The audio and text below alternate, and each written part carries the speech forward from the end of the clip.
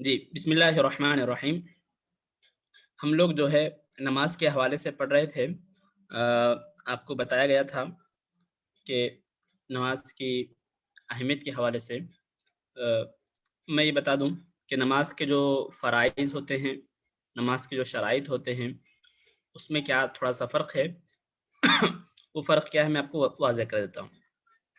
دیکھیے، آپ سمجھے ہوں گے نماز کے شرائط اور نماز کے ارکان، اور ایک ہے نماز کے فرائض۔ فرض کی جمع ہے، اس کو فرائض کہتے ہیں۔ فرائض کا مطلب یہ ہے کہ کرنا کمپلسری ضروری ہے، اور اگر نہ کیا جائے تو وہ چیز ادا ہی نہیں ہوتی۔ کرنا کمپلسری ضروری ہے، وہ جو ہے اس کے بغیر کوئی چارہ نہیں ہے، یہ فرض کہلاتا ہے۔ اسکرین پر آپ کو کتاب نظر آ رہی نا؟ جی سر۔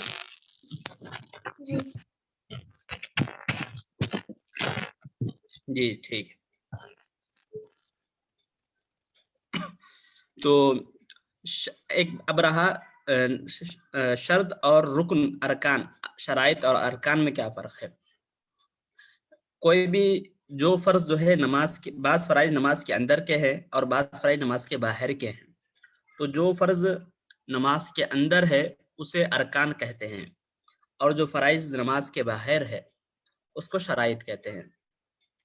تو کوئی بھی عمل ہو، اس کے لیے یہ شرط ہے کہ مطلب یہ کہ وہ اس کام کے باہر ہے، اور کوئی بھی کام کے لیے رکن ہے، ارکان ہے، کا مطلب یہ کہ اس کے اندر ہے۔ تو نماز کے ارکان کا مطلب یہ کہ وہ فرائض جو نماز کے اندر کرنے کا ہے، اور نماز کا شرائط کا مطلب وہ فرائض جو نماز شروع کرنے سے پہلے ہی کمپلیٹ کر لینے کا ہے۔ تو آپ یہاں پر تو رکن اور شرط دونوں بھی جو فرض ہی ہوتے ہیں، تو دونوں کو فرض ہی کہا جاتا ہے۔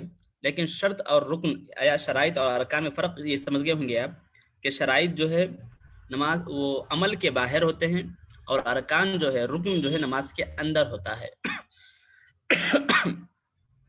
تو یہ فرق ہے شرائط اور ارکان نماز کا۔ اور ایک چیز ہے، نماز کا حکم کیا ہے۔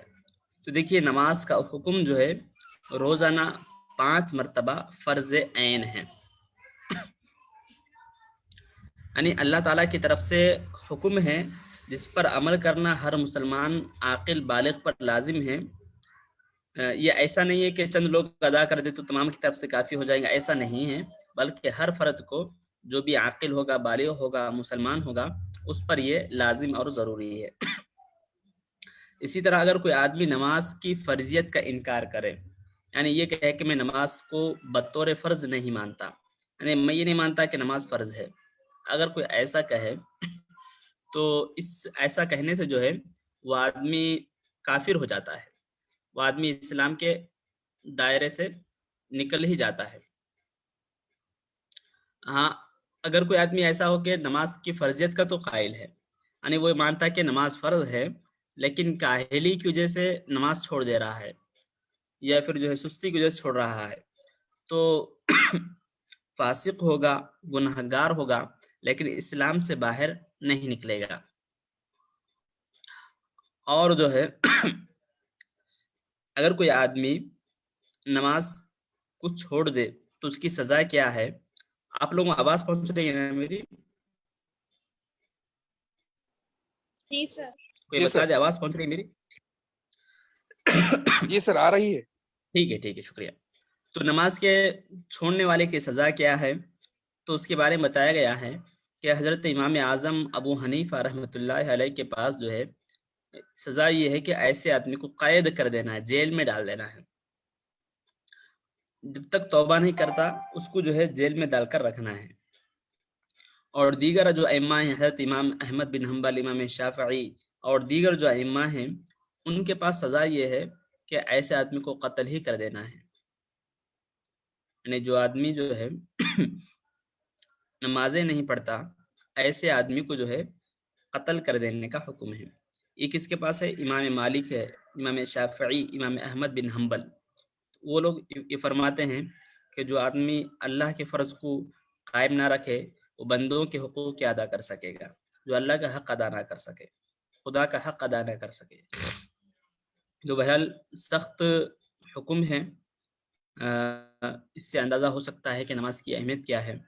اور امام اعظم ابو حنیفہ جو حنفی فالورز ہے، امام اعظم کو فالو کرتے ہیں، ان کا مذہب یہ ہے کہ ویسے آدمی کو جو ہے قید میں ڈال دینا ہے، جیل میں ڈال دینا ہے.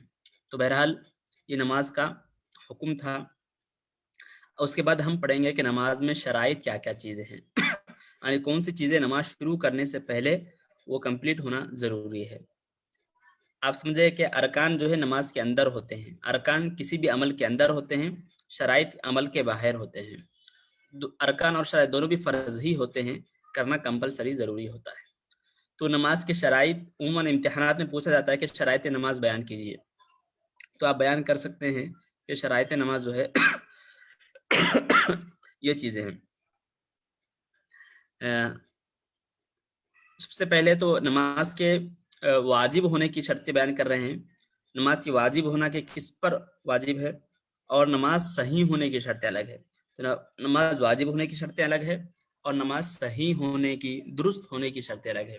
تو سب سے پہلے ہم نماز واجب ہونے کی شرطیں پڑھیں گے کہ نماز کس پر واجب ہے. تو بتا رہے کہ مسلمان ہونا ہے. غیر مسلم پر جو ہے نماز واجب نہیں ہے. بالغ ہونا ہے، مطلب کہ نابالغ پر نماز واجب نہیں ہے.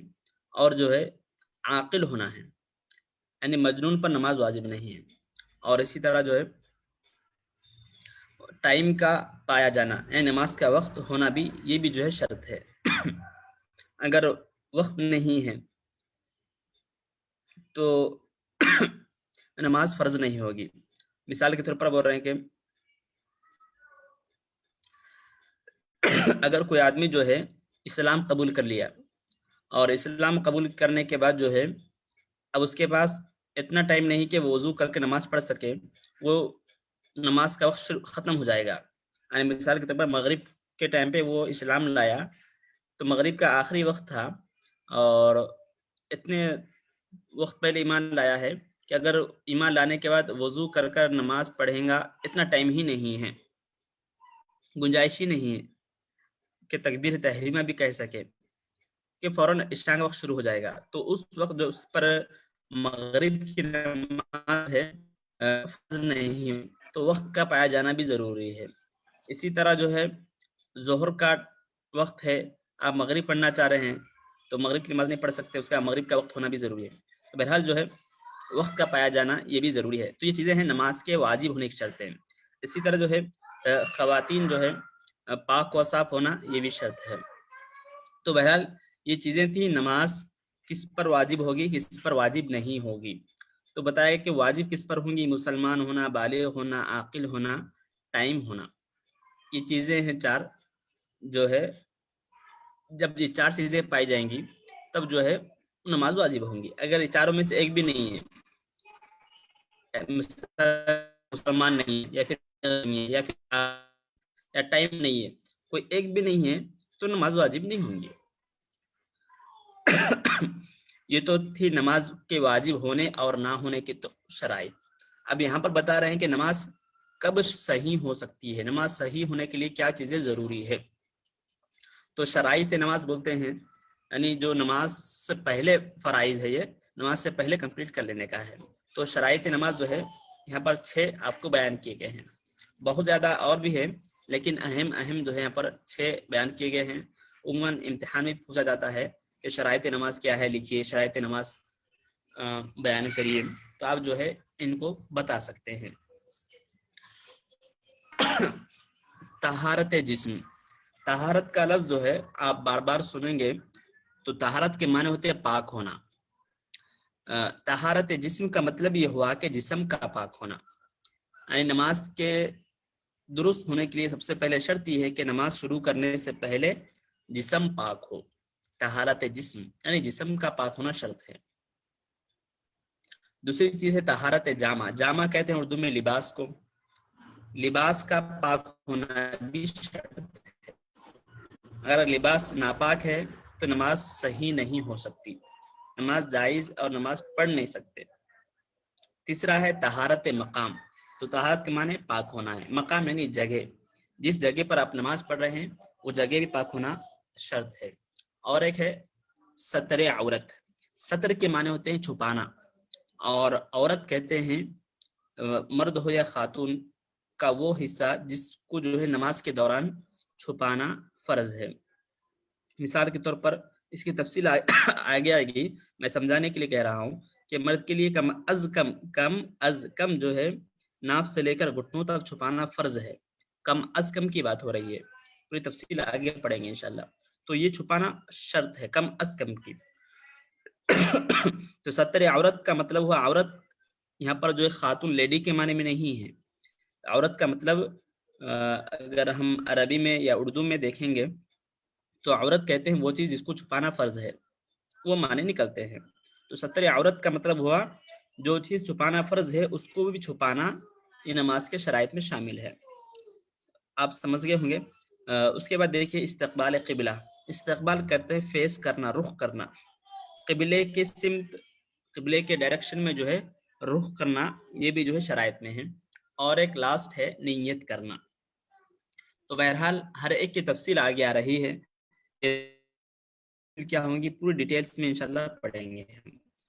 طہارت جمع, طہارت مقام, ستر عورت, استقبال قبلہ, نیت. تو یہ 6 شرائط ہے جن کو شرائط نماز کہا جاتا ہے. تو آپ اس کو یاد رکھ لے سکتے ہیں, یا ساتھ میں پین کاپی ہے تو اس میں نوٹ بھی کر لے سکتے ہیں کہ نماز کے شرائط بہت اہم ہیں. جب ہم نظام امتحان کی تیاری کر رہے ہیں تو عموماً امتحان میں ہی پوچھا جاتا ہے, تو آپ لکھ کر رکھ لیجئے, انشاءاللہ امتحان میں آپ لکھ سکتے ہیں. تو بہرحال نماز کے شرائط کے بارے میں آپ نے سنا کہ نماز کے شرائط جو ہے 6 ہے, اور آپ نے سنا کہ رکن کی جمع ہے ارکان, شرط کی جمع ہے شرائط یا شرطیں. تو جو فرض نماز سے پہلے ہے اسے شرط کہتے ہیں, جو فرض نماز کے اندر ہے اسے رکن کہتے ہیں. یہ چیزیں تھیں. اب یہاں پر جو ہے اس کے بعد جو ہم نماز کے شرائط پڑھے تھے, سب سے پہلا شرط تھا کہ طہارت جسم, یعنی جسم کا پاک ہونا, یہ پڑھے تھے. اب اس کی پوری تفصیل آ رہی ہے, طہارت جسم کا مطلب کیا کیا ہے, جسم کا پاک ہونے کا مطلب کیا ہے, یا اب اس کی پوری تفصیل آ رہی ہے, ہم پڑھیں گے انشاءاللہ. دیکھیے طہارت جسم یعنی جسم کا پاک ہونے کا مطلب یہ ہے کہ جسم جو ہے نجاست حقیقی اور حکمی دونوں سے پاک ہونا ضروری ہے. مطلب یہ ہے کہ وہ جسم پر کوئی گندگی لگی ہوئی نہ ہو, اور جو ہے با وضو اور با غسل ہو, یعنی غسل اور وضو کیا ہوا ہو اور جسم پر کوئی گندگی لگی ہوئی نہ ہو. یہ مطلب ہوا طہارت جسم کا, کہ جسم پر کسی بھی مقام پر جو ظاہری گندگی رہتی ہے, طہارت وغیرہ کہیں بھی لگی ہوئی نہ ہو, پورا جسم بالکل صاف ستھرا ہو. دوسری چیز یہ ہے کہ با وضو اور با غسل ہو, یعنی غسل کیا ہوا ہو اور وضو بھی ہو, یعنی پاک ہو, ناپاکی کا کوئی بھی حصہ اس پر نہ ہو, طہارت جسم کہتے ہیں.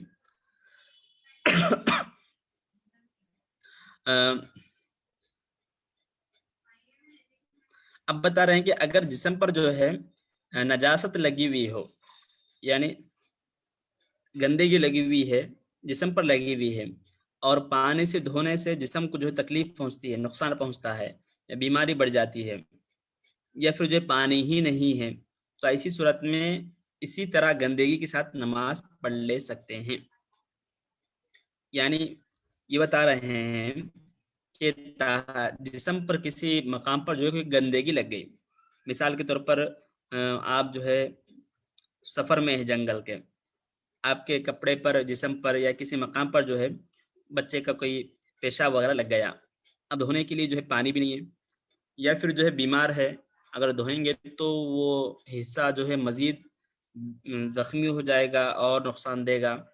تو ایسی صورتیں بتا رہے ہیں کہ اگر جسم پر نجاست لگی ہو اور پانی سے جسم کا دھونا بھی جو نقصان دہ ہو, یعنی پانی اگر یوز کر کے دھوئیں گے, نجاست دور کر دیں گے تو جسم کو تکلیف پہنچتی ہو, انسان مزید بیمار ہو جاتا ہو, تو یا پھر جو پانی ہی نہیں ہے, تو ایسی صورتحال میں ایسا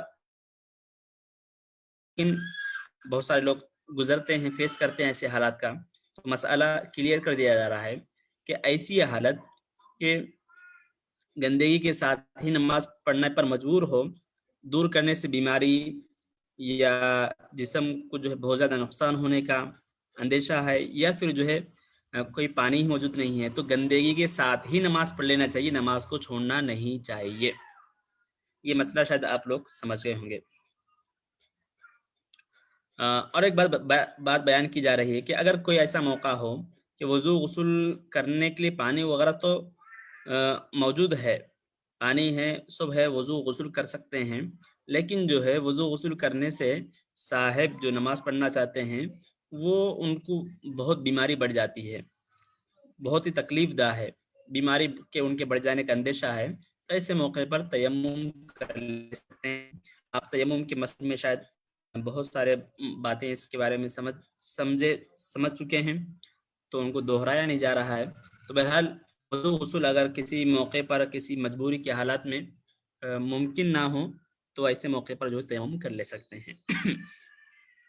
اور ایک بات بتائی جا رہی ہے کہ اگر بغیر کسی ریزن کے، بغیر کسی عذر کے، اگر کوئی آدمی بغیر وضو کے، بغیر غسل کے نماز پڑھتا ہے تو نماز تو نہیں ہوگی، پہلی بات۔ دوسری بات یہ کہ ایسا کام کرنا بھی حرام ہوگا، نہایت ہی گناہ کا کام ہوگا۔ تو بہرحال آپ کو طہارت جسم کے بارے میں بتایا گیا ہے، تفصیل ہے، لیکن آپ کو کیا یاد کرنا ہے کہ طہارت جسم کسے کہتے ہیں۔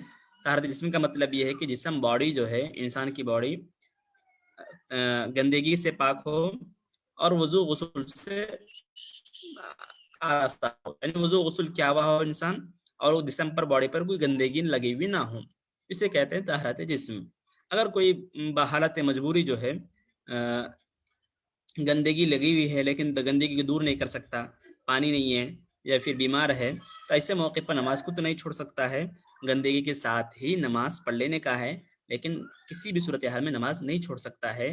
یہ کب مسئلہ ہے؟ اس موقع پر جب کہ پانی سے جسم کو دھونا نہایت ہی نقصان دہ ہے، ڈاکٹر نے منع کر دیا ہے، اور جسم پر نجاست لگی ہوئی ہے یا پانی ہی نہیں ہے، تو ایسے موقع پر یہ مسئلہ ہے۔ تو طہارت جسم کے بارے میں یہ باتیں تھیں۔ تو ہم شرائط نماز پڑھ رہے تھے کہ نماز میں شرائط کیا کیا ہے۔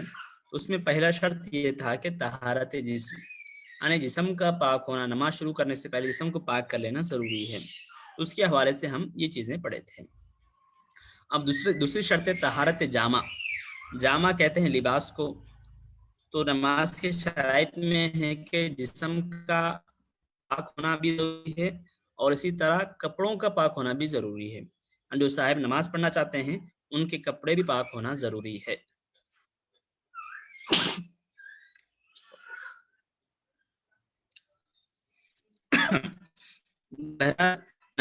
کپڑے نجاست حقیقی سے پاک ہونا ضروری ہے۔ مطلب یہ ہے کہ کپڑوں پر کوئی گندگی، طہارت یعنی پیشاب، پیخانہ وغیرہ کوئی چیز لگی ہوئی نہ ہو، دونوں نجاستوں سے کپڑے پاک ہو، ایسا پاک ہونا ضروری ہے۔ اور جو ہے ایک صورتحال ایسے بتا رہے کہ ان کیس جو ہے کیسی صورتحال ہے کہ کپڑے تو ناپاک ہے لیکن جو ہے پانی بہت کم ہے۔ اگر پانی صرف اس قدر ہو کہ ناپاک کپڑے دھو سکیں یا وضو کر سکیں، لیکن دونوں کام نہ ہو سکے، تو اس صورت میں کپڑوں کو دھو لے اور تیمم کر کے نماز پڑھ لے۔ ایک ایسا سچویشن بتایا جا رہا ہے کہ ایسا کوئی موقع ہے کہ وضو بھی کرنا ہے، کپڑے بھی دھونا ہے، لیکن پانی تھوڑا ہے، تو وضو کر سکتے ہیں یا کپڑے دھو سکتے ہیں، تو دونوں میں کون سا منتخب کرنا، کون سا چوائس کرنا ہے؟ تو بول رہے ہیں کہ پہلے جو ہے اس صورت میں پہلے کپڑوں کو دھو لینا چاہیے، اور جو ہے اب وضو کے لیے پانی نہیں رہے گا تو وضو کے بجائے تیمم کر لینا چاہیے۔ یہ مسئلہ کب ہے؟ یہ اس وقت ہے جب کہ جو ہے پانی تھوڑا ہے اور دو چیزیں ہم کو پاک کرنا ہے، وضو بھی کرنا ہے اور کپڑے بھی دھونا ہے۔ وضو کریں گے تو پانی کپڑوں کو دھونے کے لیے نہیں رہے گا، کپڑے دھوئیں گے تو وضو کے لیے نہیں رہے گا، پانی تھوڑا ہے، کیا کرنا چاہیے؟ دونوں میں اس کو سا ایک ہی کام کر سکتے ہیں، وضو کرے یا کپڑے دھوئے۔ تو بتا رہے کہ ایسے موقع پہ کپڑے دھو لیجئے اور جو ہے وضو کے بجائے تیمم کر لیجیے۔ اب چونکہ وضو کے لیے پانی ہی نہیں رہا تو پانی نہ رہنے کی صورت میں تیمم کر سکتے ہیں، لہذا ایسی صورت میں تیمم کر لے سکتے ہیں۔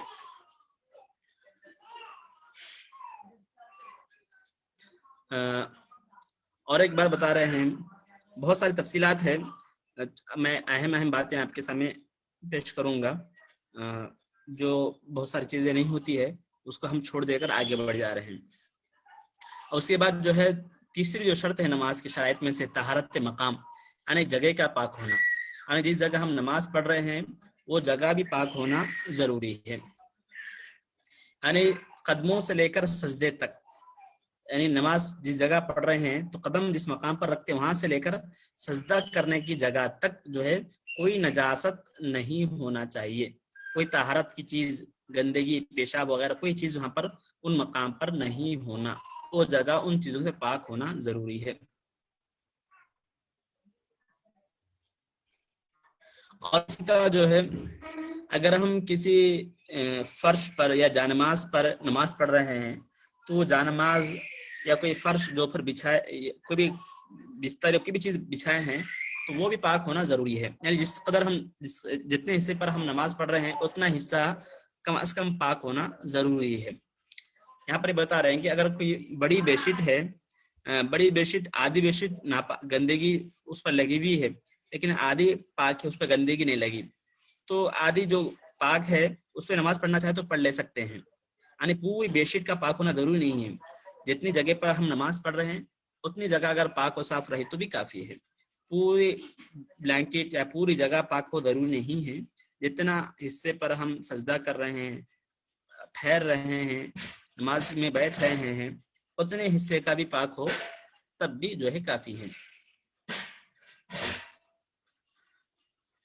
اور ایک بات بتا رہے ہیں کہ اگر کوئی ایسی جگہ ہو کہ زمین تو جو ہے ناپاک ہے، فرش جو ہے ناپاک ہے، لیکن اس پر جو ہے ایک اچھی جانماز پڑھ کر رکھ کر جو ہے نماز پڑھنا چاہتے ہیں تو پڑھ سکتے یا نہیں؟ بعض وقت ایسا ہوتا ہے کہ جنگل میں ہے یا گھر میں ہے، فرش پر جو ہے گندگی لگی ہوئی رہنے کے امکانات بہت زیادہ رہتے ہیں، تو اس گندگی کے مقام پر اگر ہم جانماز بچھا دیں، جانماز کو اچھی چیز جو ہے رکھ کر بچھا کر نماز پڑھنا چاہتے ہیں تو پڑھ سکتے یا نہیں؟ تو بتا رہے کہ اگر کسی ناپاک زمین پر یا ناپاک فرش پر جو ہے پاک کپڑا بچھا کر نماز پڑھنا چاہیں تو بالکل پڑھ سکتے ہیں، البتہ جی جی اگر کوئی سفر میں ہے تو وہ نماز، آپ کی آواز بڑی ہے۔ جی اگر کوئی سفر میں ہے تو وہ کیسے ادا کرے؟ مطلب کہ زمین پر تو پڑتے ہیں نا تو پتہ نہیں ہوتا کہ وہ صاف ہے یا نہیں۔ ہاں تو اس موقع پہ کنفرم نہیں ہوتا کہ زمین پاک ہے یا نا پاک ہے، اپنے ساتھ جو جانماز رہتی ہے وہ بچھا لے کے پڑھ لے تو بھی کافی ہے۔ ہم تھوڑا بہت دیکھ لے سکتے ہیں کہ اگر بظاہر پاکی نظر آ رہی تو اس پر جانماز تو ہماری رہتی ہے، تو وہی مسئلہ بیان کر رہے ہیں کہ کوئی زمین اگر ناپاک ہے تو اس پر جو ہے پاک کپڑا بچھا کر نماز پڑھنا چاہتے ہیں، جیسے جانماز وغیرہ بچھا کر پڑھنا چاہتے ہیں تو بالکل درست ہے، لیکن اتنا ضرور ہے کہ وہ جانماز جو ہے پتلی نہیں ہونا کہ زمین نیچے نظر آ رہی، بلکہ تھوڑا اچھی موٹی تازی ہونا کہ نیچے کی زمین اس میں سے نظر نہ آئے، اتنا بھی ہو تو کافی ہے، تو بہرحال پڑھ لے سکتے ہیں۔ جی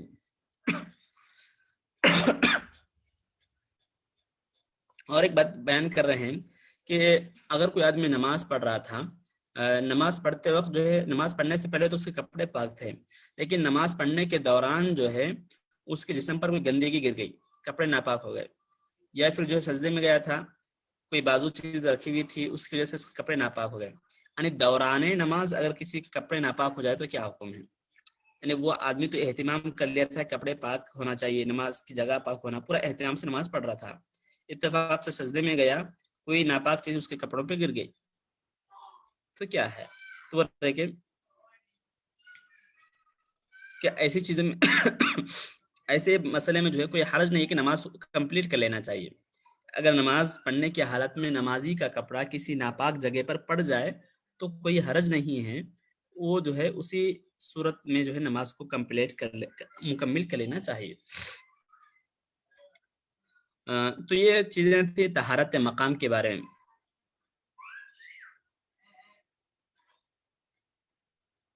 اور ایک مسئلہ بھی بیان کر رہے ہیں کہ اگر کوئی پیشنٹ ہے، کوئی بیمار ہے، وہ آدمی کو جو ہے نماز پڑھنے کا ہے لیکن جو ہے بستر چینج کرتے ہی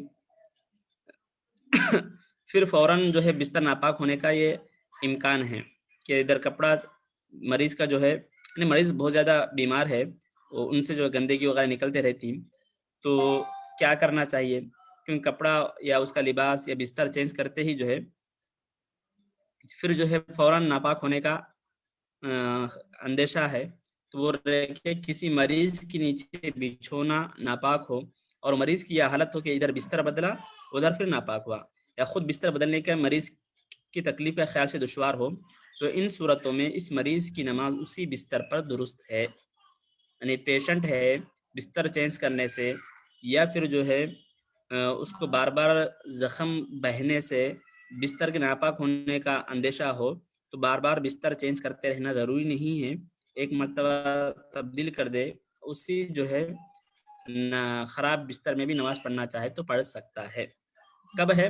جبکہ بستر کو بدلنے سے جو ہے مریض کو تکلیف کا اندیشہ ہے، یا مریض خود جو اپنی بار بار جو ہے بستر تبدیل نہیں کر سکتا ہے، یا پھر جو ہے اس وقت ہے جب جو ہے فوراً کپڑا اس کا بستر چینج کرتی فوراً ناپاک ہونے کا، دوسرا نیا بستر رکھتے کہ فوراً پھر ناپاک ہو جاتا گندگی کی وجہ سے، ایسا ہو تو اسی صورت میں جو ہے اسی میں اگر نماز پڑھنا چاہے تو پڑھ لے سکتا ہے۔